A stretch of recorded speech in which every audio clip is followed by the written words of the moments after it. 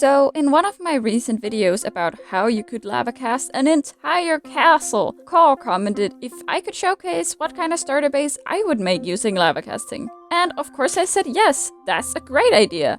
So that's what we're doing today. And thank you so much for the suggestion, Carl. I hope I pronounced your name correctly. Anyways, I quickly came to the conclusion that my starter base would be more of a starter house, and I simply lavacast the shell of the house using the method that I described in the other video. You can check that out if you want an in-depth tutorial on how you can mold your lavacast into a bunch of different things. After struggling a bunch with the dimensions of the house and getting the lava to flow in the places I wanted it, I decided that it was fine that the house was way too tall and I would just start decorating it and see how it turned out. I decided to try and match the surrounding area by using primarily spruce wood in different variants as my decoration block, because even though I was building in creative, I wanted it to be an actually achievable build in survival. Although the most reasonable place to build it would probably have been next to a village, where you would have almost instant access to lava as long as there was a blacksmith. But not everything can be perfect. I made the build 2 stories tall, where each story is 4 blocks tall, but the great thing about lava casting is there's no limit to how ridiculously tall you could make your first house, apart from build limit. Because you will only need more scaffolding blocks to get a taller house, and if you scaffold with something like leaves, you can easily get a few stacks with a pair of shears pretty quickly. But enough chit chat about my great love towards lava casting. The part of the building that I just put a roof on is gonna be the workshop or kitchen area, basically just the place where all the functional things are, furnace, anvil, that sort.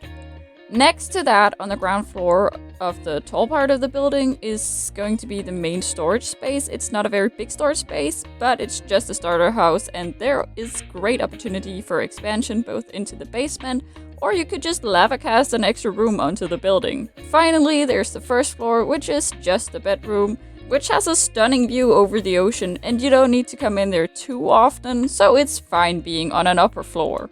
So, as we fly into the kitchen, you'll see that the house has quite the foundation height. Originally, I wasn't planning on making the house like that, but I didn't really count how tall I made the initial scaffolding, so that's what we got. What I'm trying to say is, plan ahead! Anyways, the storage room is connected via an arch for a modern open floor plan layout, or just because the rooms would be really tiny otherwise, and I wanted to have easy access to the storage from where you craft and smelt. The upstairs is of course just a 5x5 room, which is totally enough for a bed. As we fly back out through the window, I start making the roof, which is honestly just very basic in every sense. So there's not that much to say about it, although I did try to spruce it up a bit. Get it? Because it's made of spruce wood. Anyways, I added a little bit of some detail at the very top of the A-frames by placing a stair block instead of a slab, and also by letting the entire roof have an overhang. That way it's basic, but not without dimension. So all you pro builders out there better be proud of me, and of yourself, since you are the ones who taught me to do this. Next thing I built was a chimney, which serves no purpose. There's not even gonna be a fireplace inside the house, but it looks super cute. And I'm a huge fan of the fact that you can have actual particle smoke with campfires instead of having to use cobwebs as we did in the olden days. So that's why I chose to have it anyways.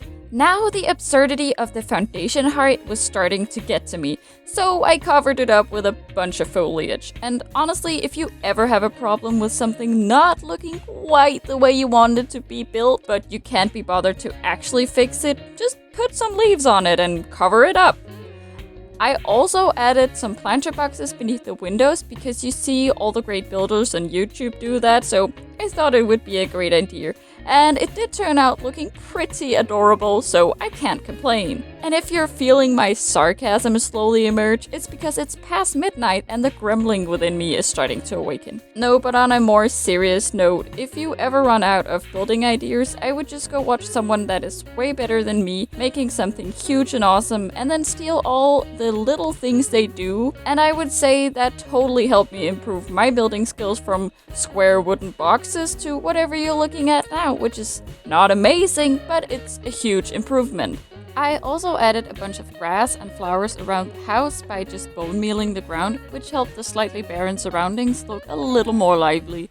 Then I added some detailing to the walls by implementing a few stone bricks to mix up the repetitive cobblestone pattern and make everything look a little bit nicer. Lastly, I added 2 extra windows because we were missing out on some nice ocean view. And now we enter the house to do some interior decorating. Oh yeah, if you hadn't already noticed, I'm using the replay mod in this video to get all these cool, smooth pan-arounds of me building. And this was the first time ever that I used the tools that the mod provides, so this video had quite the learning curve. Anyways, we're about to see the part of the edit that I'm the most proud of.